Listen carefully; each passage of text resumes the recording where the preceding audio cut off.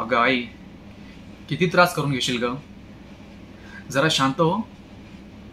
काय सारखं तेच नुसतं बदला घ्यायचा बदला घ्यायचा असं म्हणत असते. अगं आई, मला सुद्धा माहिती आहे पप्पांनी त्या साहेबरावांसाठी काहीतरी केलंय आणि ते जेलमध्ये गेलेत. तर ती वेगळी गोष्ट आहे की ते साहेबराव पप्पांना सोडवण्यासाठी काय बी करत नाही, म्हणून आपण दिवसभर फक्त तोच विचार करत बसायचा का?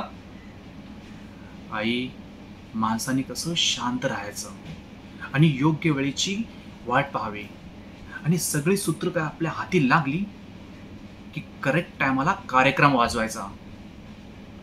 मी कुठे म्हणतोय आपण पप्पांचा बदला घ्यायचा नाही, पप्पांचा बदला तर घ्यायचाच आहे, पण आता नाही.